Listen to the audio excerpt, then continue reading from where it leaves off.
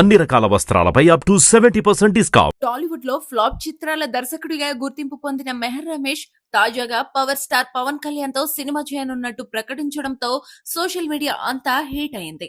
చివరిగా మెహర్ రమేష్ మెగాస్టార్ చిరంజీవితో చేసిన భోలా శంకర్ చిత్రం ఘోరంగా విఫలమైంది. మెహర్ తీసిన సినిమాల్లో ఇది ఒక పెద్ద డిజాస్టర్ గా నిలిచింది. దీంతో ఆయనపై పెద్ద ఎత్తున ట్రోల్స్ వచ్చాయి. దర్శకుడిగా తనపై ఉన్న నెగిటివ్ మార్క్ నుంచి ఇంకా తేరుకోకముందే ఇప్పుడు పవన్ తో సినిమా చేస్తానని ప్రకటించడం కలకలం రేపుతోంది.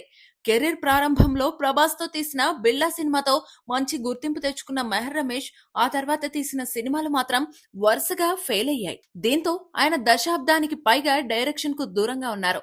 చిరంజీవి సన్నిహితుడిగా ఉన్న మెహర్ కు బోలా శంకర్ ఛాన్స్ వచ్చినా అది కూడా తీవ్రంగా ఫెయిల్ అయ్యారు. అయితే ఇటీవల ఒక ఇంటర్వ్యూలో మెహర్ రమేష్ చిరంజీవి గారితో సినిమా చేశాను, ఇప్పుడు పవన్ కళ్యాణ్ గారితో 100% సినిమా చేస్తాను అంటూ స్పష్టంగా వ్యాఖ్యానించారు. అయితే పవన్ కళ్యాణ్ బిజీ షెడ్యూల్ ను పరిగణలోకి తీసుకుంటే ఆయన మెహర్ కి డేట్స్ ఇవ్వగలరా అన్న దానిపై సందేహాలే ఎక్కువ. మెహర్ రమేష్ మెగా కుటుంబానికి బంధువు కావడం, చిరుతో ఉన్న అనుబంధం వల్ల ఆయనకు అవకాశాలు వస్తున్నాయని అనుకుంటున్నారు చాలా మంది. కానీ గత ఫలితాలు చూస్తే పవన్ ఫ్యాన్స్ మాత్రం ఈ ప్రకటనతో అసహనం వ్యక్తం చేస్తున్నారు.